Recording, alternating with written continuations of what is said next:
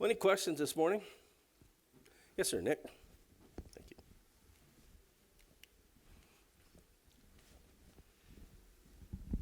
Maybe not the greatest time for this, and if it's not, you can tell me that. You know, it seems like lately at work, we're dealing a lot with people with mega amounts of money.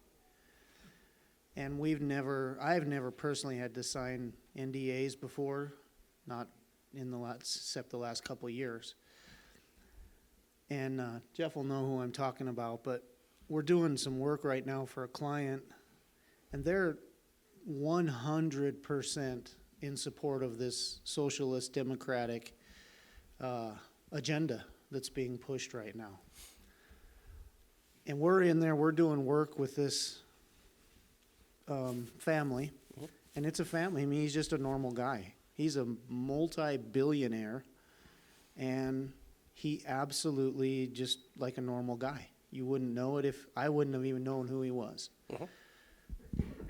And yet he's 100% in support of this socialist agenda, which is completely contrary to his family lifestyle. And we see that all the time, where it doesn't make sense that they would support that to me. And I know there's got to be reasons why biblically. I mean, obviously the God of this world has blinded their eyes. Because if they think this out long term, they're hurting themselves too, I think. I would think they are anyway. What is the biblical explanation for the fact that, like, the elections didn't go the way the Republicans hoped? They hoped for a red wave. And I'm not trying to be political. I want to try to make the biblical application. But it's what we're seeing in our country, and it just, to me, it's scary because we are watching the conservative way become, we're labeled as terrorists. And it's eventually going to be that the Christians, like in early Rome, are the problem. What would make a person go down that path and think it's okay? Yeah, that's a great question. You know, the side note here, you know, there's a bill working its way through Congress right now. It's called, I think, the Defense of Marriage Act. And, you know, basically it's the LGBTQ plus agenda. But see, the fact that it's coming in over the top nationally, you know, means that, you know, impacts churches a lot, because if you have even a biblical view of morality, you know, it puts you on the wrong side of that. So that sounds political, but believe me, it has, you know, big religious implications. And what Nick's talking about is the same way. Turn to Romans chapter 1.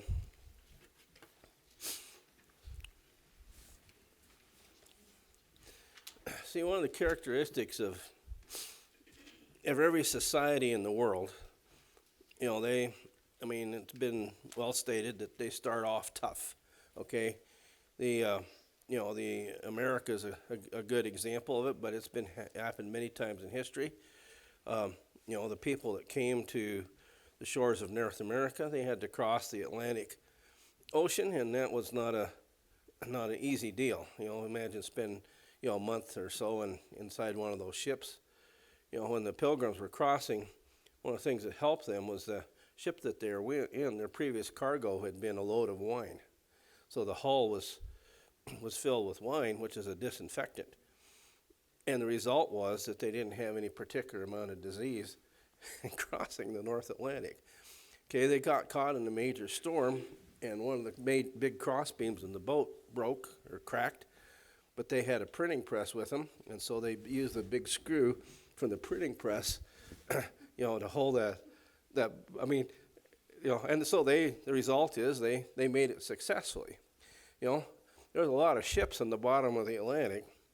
And see, so those people that crossed, that was quite a risk, if you want to use human terms, to cross the Atlantic in the first place, and then to start carving out a living on the North American wilderness. And you got to remember, we were in what was called the Little Ice Age at the time. You know, there was a warming period during the Middle Ages, and then it cooled down again. And so the result is, you probably wondered about, Valley Forge, Pennsylvania. The winters aren't too tough there right now. But during the Revolutionary War, that was a rough winter because, the climate was enough colder to make big differences. The rivers here at the time of Lewis and Clark were still running high water in August. Okay, just gives you an idea. So the people that came, were pretty tough. See, and so they started out, and the drive was for religious freedom. And I've mentioned before, the eastern states, like Virginia, they were commonwealths. Okay, so it's the Commonwealth of Virginia. Okay, it's the Commonwealth of Connecticut. See, in other words, independent countries. Okay, and that's still the official name on those. So the Commonwealth for Virginia, is a picture of Lady Liberty, with her foot on the neck of a tyrant, and in Latin, if you kind of bring it into English, it means basically death always to tyrants. Okay, the motto of New Hampshire is live free or die. Okay, the motto of Montana is Oro y Plata. See, and there was quite a shift in the morality moving west. See, and you cannot take your kids into the Silver Bowl County Courthouse in Butte. Can they, Katie? You cannot. It's pornographic. Absolute pornographic. Okay? The opulence, connected. See, in other words, you had a tremendous moral decline just even in the westward movement. Right? And that's societies. See, they tend to start tough, tend to start hard, and then when they get a little bit productive, they get softer, and any hard morality that they had, tends to go away. And the result is then the societies end up collapsing. That's the general history. In Romans chapter 1, verse 18, it's worth looking at from this perspective. The wrath of God is revealed from heaven against all ungodliness and unrighteousness of men who suppress the truth and righteousness, because that which is known about God is evident within them, for God made it evident to them. Just the very things that Caden was talking about in the opening. For since the creation of the world, his invisible attributes, his eternal power and divine nature, have been clearly seen, being understood through what has been made, so that they're without excuse. Okay, again, you process that. You've got to come to the conclusion that there is a creator God. You process that now honestly, and that's your conclusion. So, verse 21. Even though they knew God, they did not honor him as God or give thanks. But they became futile in their speculations, and their foolish heart was darkened. Professing to be wise, they became fools, and exchanged the glory of the incorruptible God for an image in the form of corruptible man, and of birds and four-footed animals and crawling creatures. Therefore God gave them over in the lust of their hearts to impurity, so that their bodies be dishonored among them, for they exchanged the truth of God for a lie, and worshipped and served the creature rather than the Creator, who is blessed forever. And in the further destruction continues through the rest of the chapter. Okay? But in every case, because they refused to honor God, and they refused to give God thanks, God gave their minds over. Gave them over in the lust of their hearts, gave them over to degrading passions, gave them over to a depraved mind. Okay?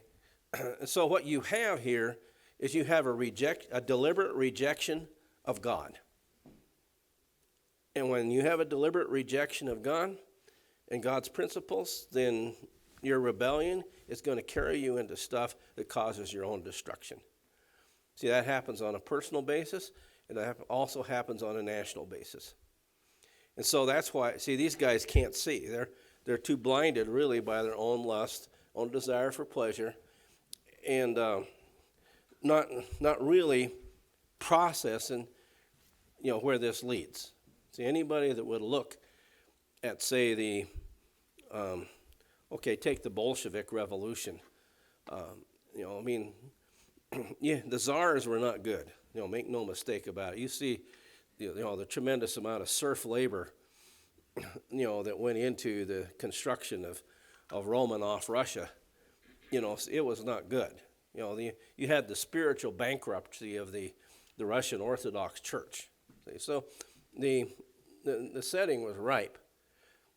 But what the communists pretended to offer as contrasted to what they delivered were two different things.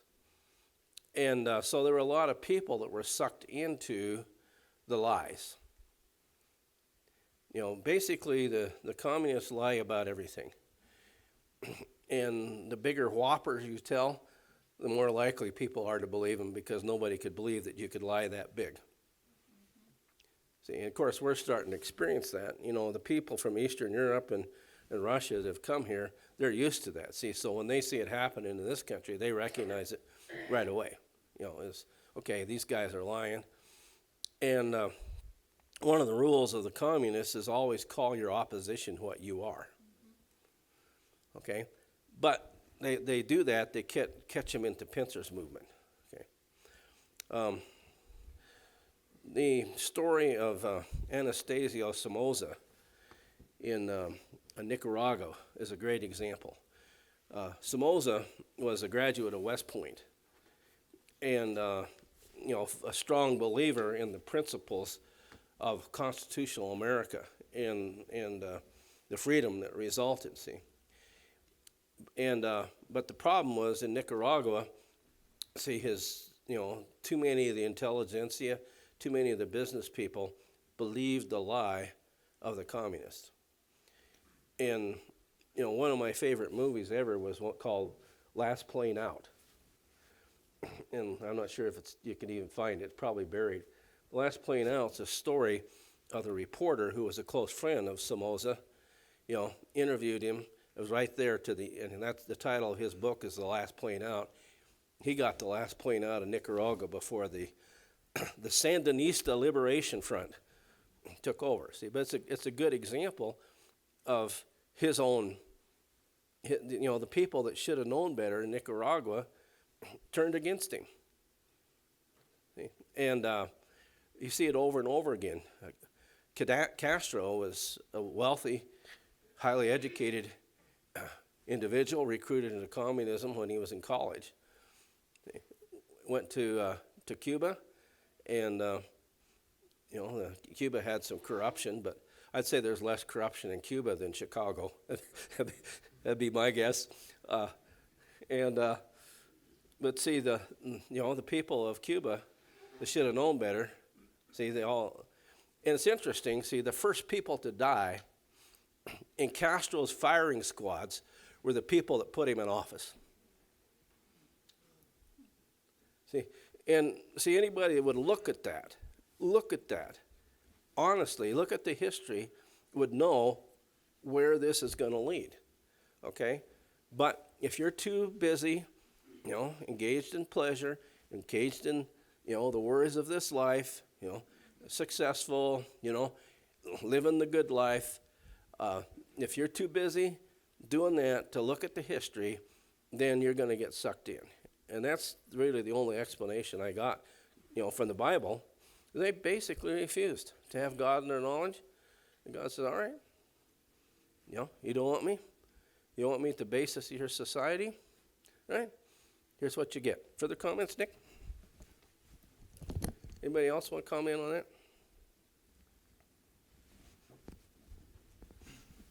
Can I ask you a little follow-up? Yeah. There's something I noticed recently is how much the environmental movement, and so like even guys Matthew's age that are come from very conservative families and everything, by the time they get through the public school system and particularly the university system, they have completely bought into global warming, that kind of stuff. But again, kind of what Nick was asking, I'm wondering if you could explain there's obviously a huge disconnect from, they don't see the agenda. So there's this, they buy it at this level, they sell it at this level, these guys buy it, And then when they want to take away our fossil fuels or whatever to destroy the economy and to tank us, like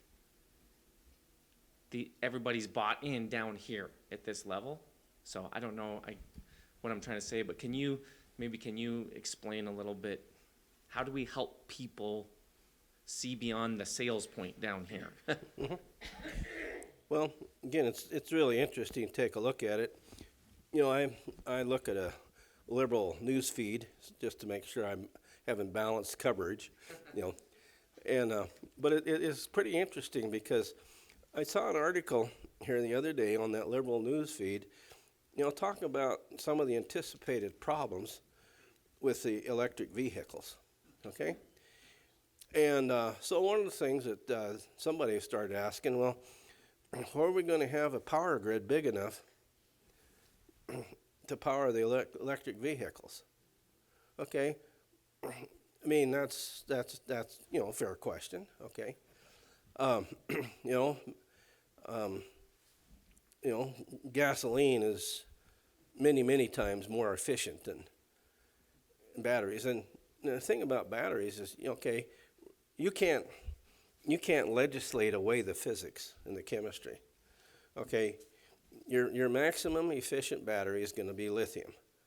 Lithium being the number 3 element, left end of the, you know, periodic table. How many of you guys remember periodic table? Let me see. Okay, good. Okay, and extreme left, upper one, it's the most active metal. You know, that's going to give you your maximum, you know, current flow in a battery. You're limited. Okay, you can't. That's tops. Okay, so anybody run a calculation on that would know. Okay, you can't. Okay, you're only going to get so much out of batteries. Okay. Number 2, temperature affects batteries. Okay, how much electricity you get out of them. All right, you guys know that, right? So on a morning like this morning, it was, you know, on Penwell Bridge Road, it was -9. Okay, and so how much you gonna get? See, so this, you start reading the stuff, they'll tell you, well, okay, here's maximum what you get. Let's say you get, you know, 250 miles, but when the temperature drops, you might only get 120 miles. Okay, so those are realistic things that are known out there. Does it matter to the Biden administration? No. So they just wave that's communism. That's communism. Now, again, who's behind it? You think, okay, number 1, you always have to say the Biden administration because this guy can't even read his teleprompter. He can't, okay? I mean, at least Obama could read his teleprompter, you know? Britt Davis in Great Falls said one time he'd like to have a debate with Barack Obama's teleprompter. You know, but, okay, Obama can't even do that. I mean, Biden can't even do that. So it's the Biden administration, which means the swamp. Okay, but how did it get over there? Okay, you know, I have in my library a book called Report from Iron Mountain, and it was written in 1963. And there was 12 guys that met in a place called Iron Mountain, New York. Big guys. One of them was Kenneth Galbraith, who was a big, well-known name. You know, at the time they all stayed anonymous, but he later revealed he was one of the 12. None of the other 11 ever came forward. But in 1963, okay, I'm going to put that up there. These guys were anticipating the end of the Soviet Union. They're anticipating the Berlin Wall was coming down. And so, see, what they were using during the Cold War was the nuclear threat, right? They're using the nuclear threat, you know, to get American citizens to give up their freedoms. You always have to have an emergency to get people to give up their freedoms. Okay, so they anticipated the end of the Soviet Union in 1963. That didn't happen until, say, basically the late 1980s. So how'd these guys know that was going to happen? Okay? must have been planned that way, right? So what they're looking for, what the purpose of these my guys meeting together was to try to find another threat that could be used against the citizens of the Western civilization, particularly the United States. They're looking for another threat they could use to create enough of emergency to continue to get people to give up their freedoms. Now, they said it in bigger words than that, but that's what they said. Okay? So they went through a list of prospective issues, and the one they came up with, the environment. So it was a report from Iron Mountain in 1982 that started the whole so-called environmental movement, all right? And initially, yeah. You said from 1982? Did I say, okay, I meant 1963. Yeah, sorry. Yeah, thanks. I was thinking of something else in 1982. So they used the environment, and then that was going to be the thing that they're going to use as a big threat to the earth to continue to get people give up their freedom. Of course, you see that pretty clearly right now. When you think that was 60 years ago, so it gives you an idea how long range these guys operate. And of course, we're not talking of some college professor with a group of his sophomore class meeting in a den in a student union building someplace. These were 12 movers and shakers that said, this is what we got to do. So they started promoting that, and some of you are old enough to remember when the big threat was another ice age. Okay, because in the 1970s, we had late 1960s and 70s, we had a dip in the temperature, and we had some pretty rough winters here.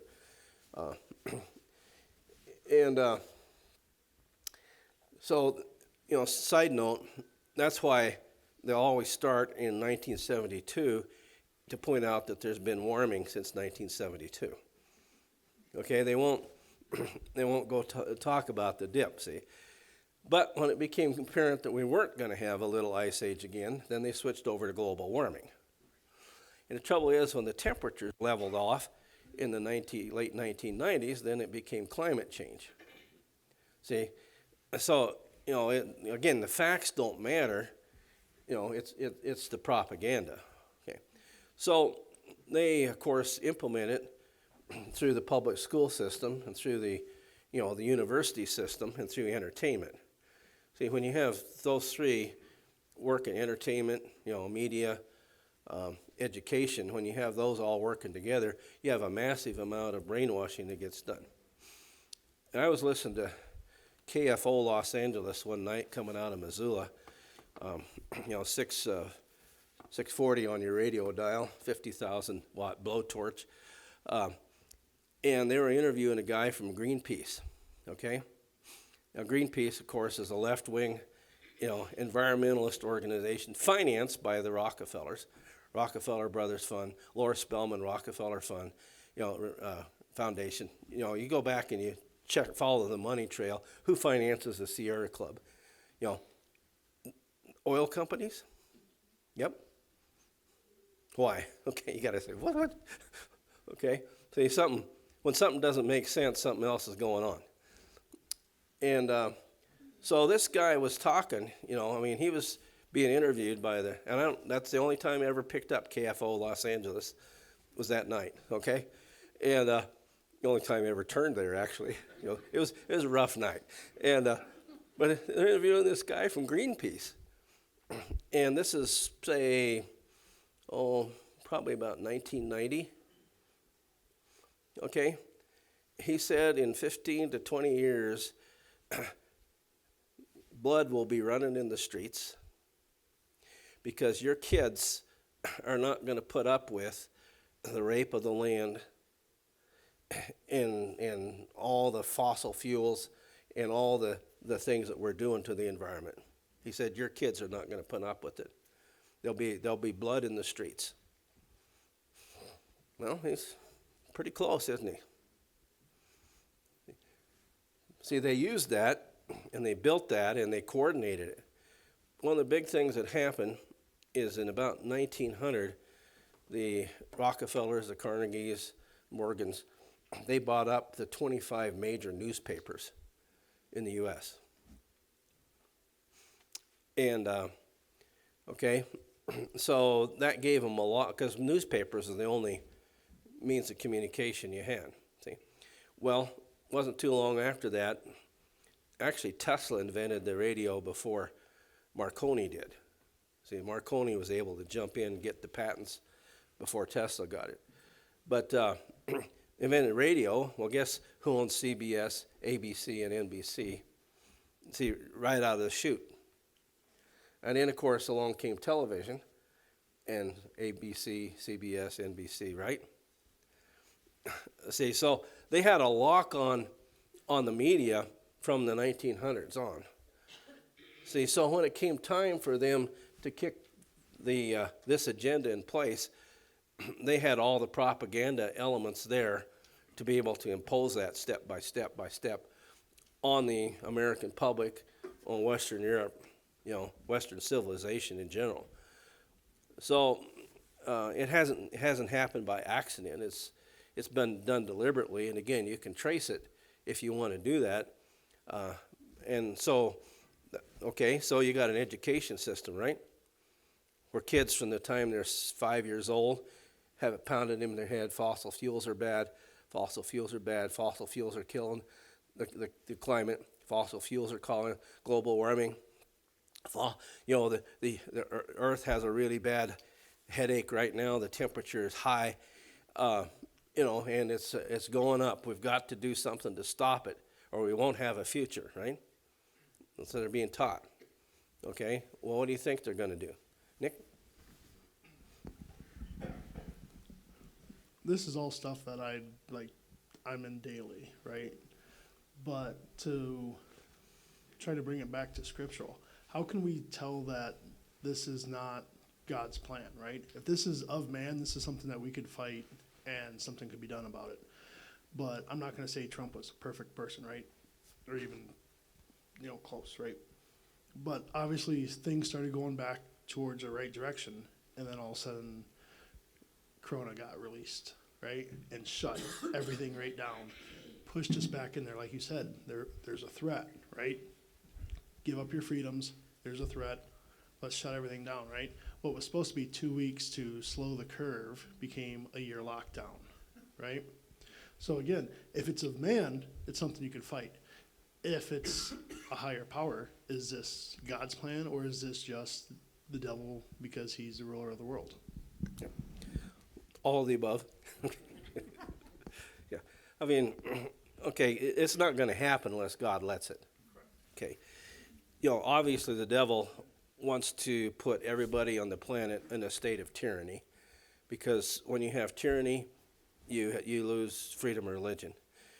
And, Christianity lasted through the first century until the Roman government, about 100 AD, turned on Christianity.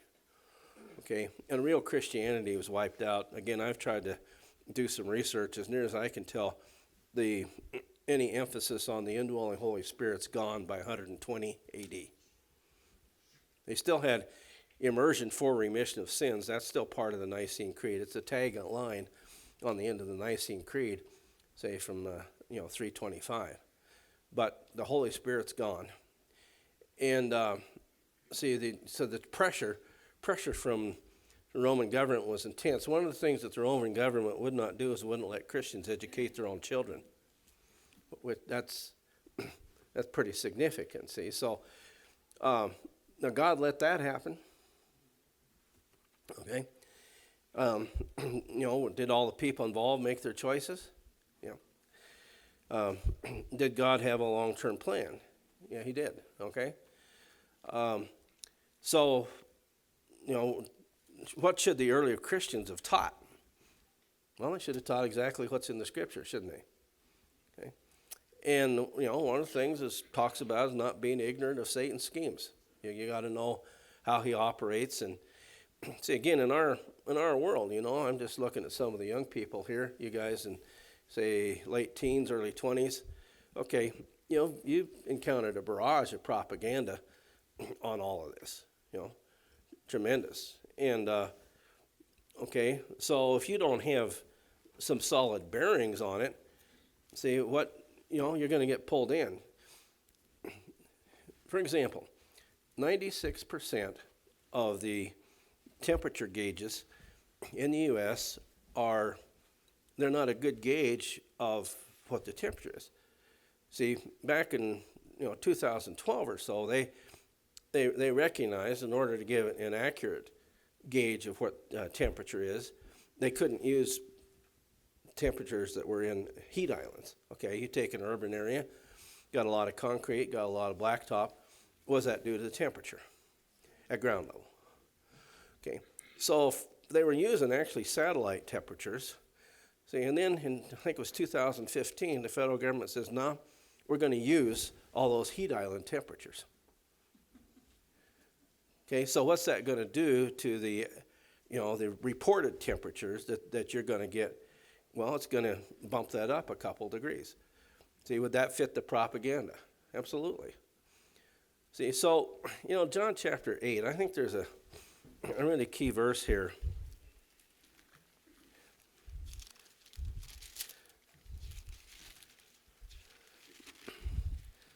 John chapter 8, verse 44.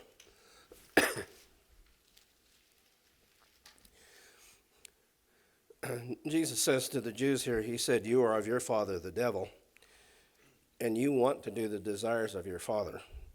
He was a murderer from the beginning and does not stand in the truth because there is no truth in him. Whenever he speaks a lie, he speaks of his own nature, from his own nature. He's a liar, and this is a key line here, is the father of lies. He is the source of lies. Okay? In Ephesians chapter 2,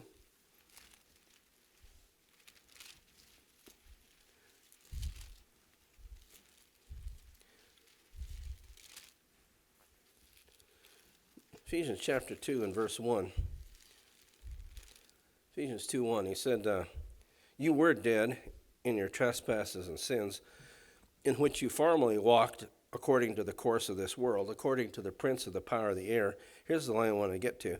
Of the spirit that is now working in. See, the sons of disobedience. See, he's a liar. He's the father of lies. He's working in these guys. They're obviously complicit in the process. So these whole things are built on lies. So ultimately, Satan's the source of that. And how do you defeat lies? Well, truth. See, the exposure of lies is the only way you can defeat it. The challenge is having a large enough forum. See, in other words, what Satan does, going back to that Romans passage again, Romans 1, to see really what Paul's talking about is all the ancient civilizations, that developed from the Tower of Babel onward. See, in verse 18, it says they suppress the truth. See, that's what they have to do. They have to suppress it. On a level playing field, truth can make significant accomplishes. So what you have to do is you have to suppress the truth. And again, it says in verse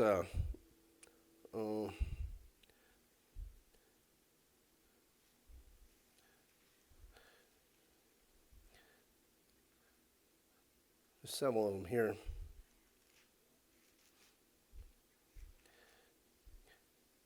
What we read there, I guess I'll put it this way. In verse 28, God gave them over to depraved mind.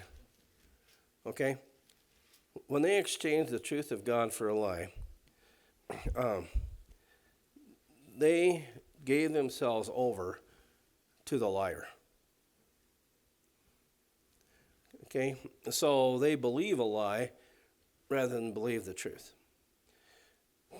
Now, God's letting that happen because, in Wilson's personal opinion, he's bringing Earth to a conclusion. Okay, he's got 8 billion people on the planet. The gospel has been able to reach anywhere. You've got cell phones you've got free apps that are available worldwide, and I don't know how many languages. And so anybody has access to the scripture at this point, okay? So, everybody's making their choices. God says, okay, you got an opportunity. You've heard me say before, God lays threads of truth on the floor of everybody's life. All somebody's got to do is follow, pick up one of those threads and follow. It's going to lead you right to the Bible and right to God. The only question is, you're going to want to follow that. Because people run the calculation, when I tell my story about the Muslims, and I showed them, Psalm 110 in verse 1, where it says, the Lord said to my Lord, sit at my right hand. I said, how did David's descendant become David's Lord? Okay? That's decision point for those boys. Because the only conclusion you could draw is that David's descendant is God in the flesh. See, that's the only conclusion. They said they believed the Old Testament. Okay? Until it contradicted, Muslim belief. And so they had a decision point right there. They calculated the cost. They chose earth rather than heaven. See, a truth seeker is going to choose heaven over earth. And no matter the cost. See, and the devil's going to make sure that the cost for following the truth is high. So that's how these things. And so God's allowing the winnowing fork, to do its separation job. And I think he's bringing a conclusion, Nick. That's my opinion. I can see why he didn't in, say, 180, but I think there's no reason right now why he couldn't. See? And everybody's on the planet got the opportunity to make a choice. Most people are going to choose earth. Price for following truth is going to be too high.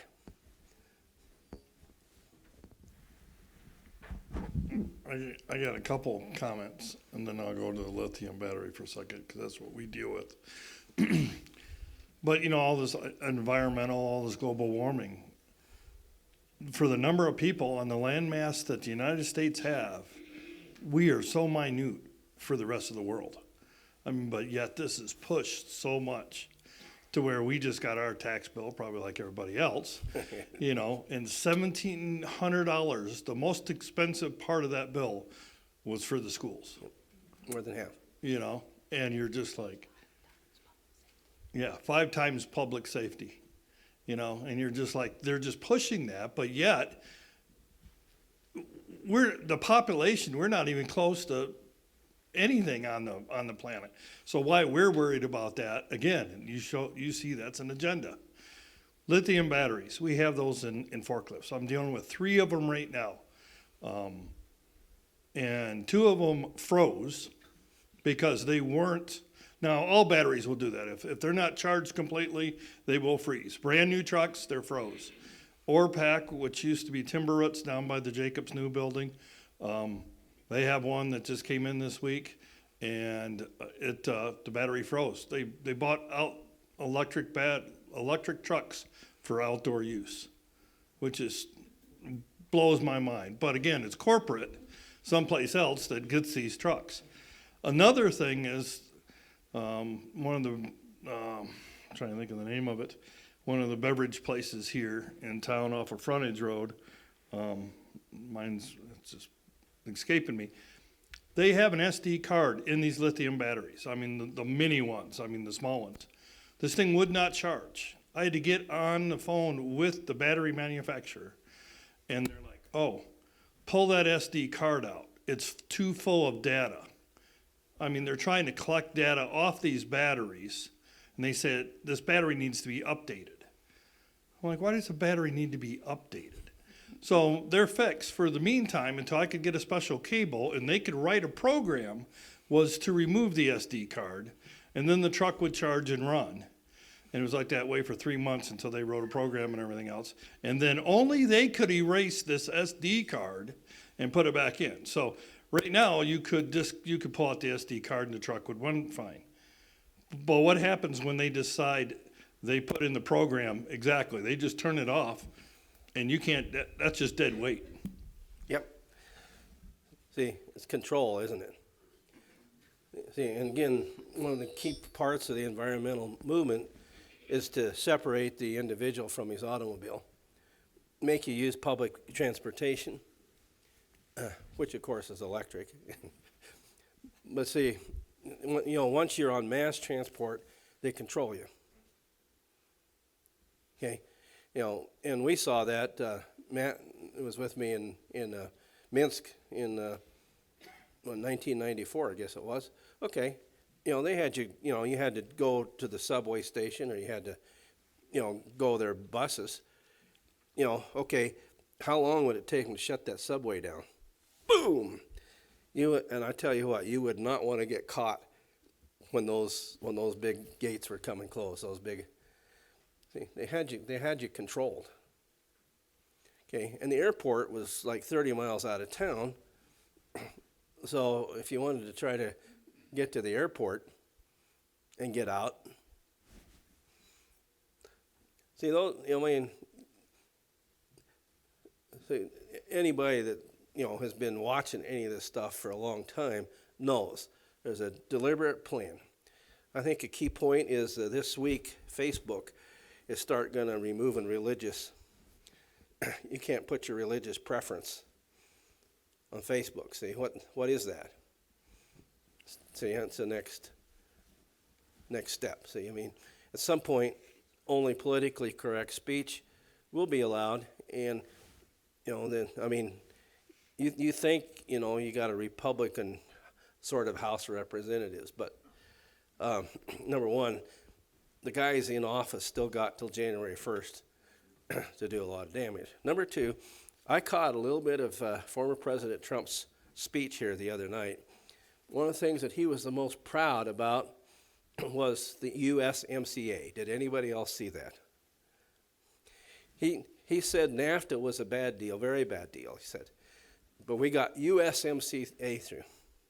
No matter how much good stuff he might have done, no matter how much good rhetoric he did, and you heard me say it at the time, when he pushed the USMCA through, he set in motion the establishment of a North American Union similar to a European Union. He abolished U.S. sovereignty in that process. That cannot be a good guy. See, and that's the control. The hardest people to control the United States. We got the legacy of freedom. That Constitution is a hard document to get around. And biblical base, far more greater than other countries. So it's always the long-term enemy, Canada, they caved in a long time ago. Their high point was the truckers' strike. See? Nick?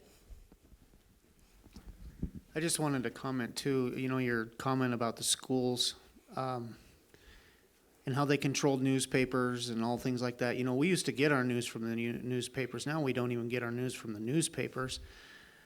And this morning, Kiersey came up to me and told me that Trump had just announced his intentions to run in 2024 again. Uh-huh. I said, well, how do you know that? Social media. Uh-huh. They're getting their information before we are, and they know instantly. So the propaganda is really hard. Really focused on this younger generation. Yeah, that's a great point.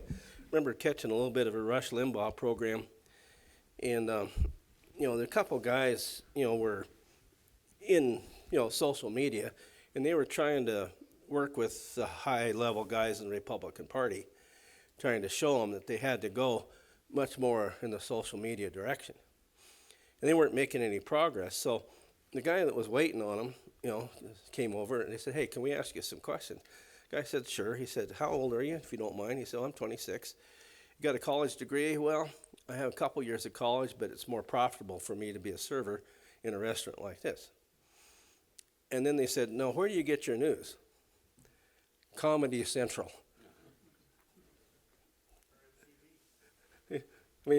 Okay. So what kind of objective, in-depth reporting are you going to get on Comedy Central? But that's where we are. And that's where we are. And you kind of see it. Sometimes they'll take the microphone in the street and ask people questions. It's like, okay, really, is this any representation of the American public at all? You know, if it is, we're in trouble, and, you know, we're in trouble, you know? I mentioned it before, but a couple of months ago, 20 to 25% of Canada's commerce shut down electronically. You couldn't, if you went to the gas station, you couldn't get gas out of the pump. You went to the grocery store, you couldn't buy groceries because the cash register wouldn't work. Yep. See, and they got Canada under the lock. It's because the Canadians have been very passive. Nice thing about Canada, it has warm temperatures all year round, so it's not a, you know, not a huge issue up there. See, but I mean, okay, this is where they're taking us, and we as Christians need to be aware of it, and that's why we really need to be focused in on, you know, trying to get Bible studies, anybody, anywhere we can, because it's all we got. Since you had to bring up, since you had to bring up Canada. It's green. Yeah, go ahead. Okay. Since you brought up Canada, I had just taken a class, so I switched companies beginning of the year. Now I deal with geothermal boilers, all of that. Snow melts. I'm up in the club dealing with all those guys, right? Huge homes.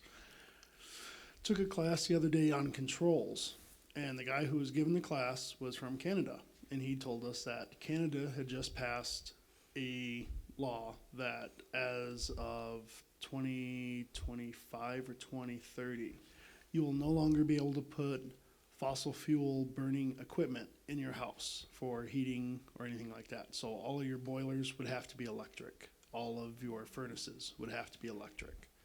All of that. And you bring it up in Canada, where again, it's nice and balmy all the time. You don't have to worry about losing power or anything up there, right?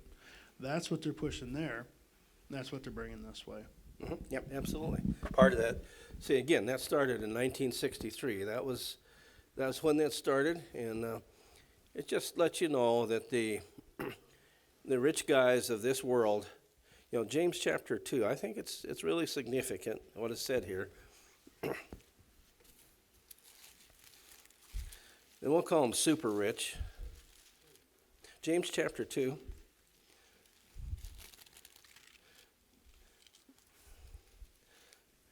James chapter 2 in verse 5.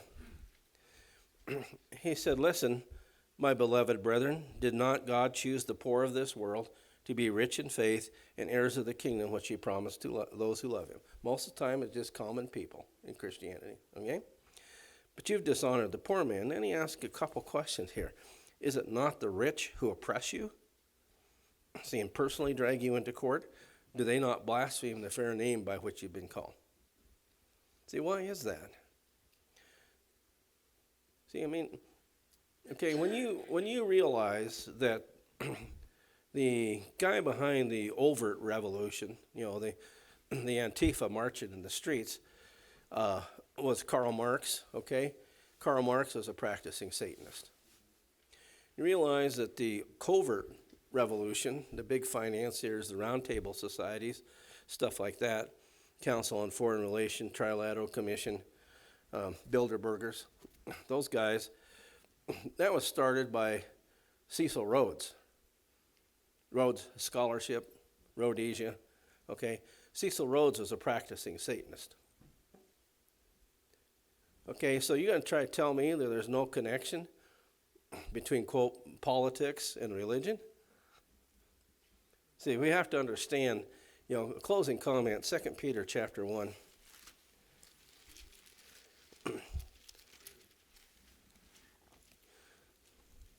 This is what we got. 2 Peter chapter 1, verse 2.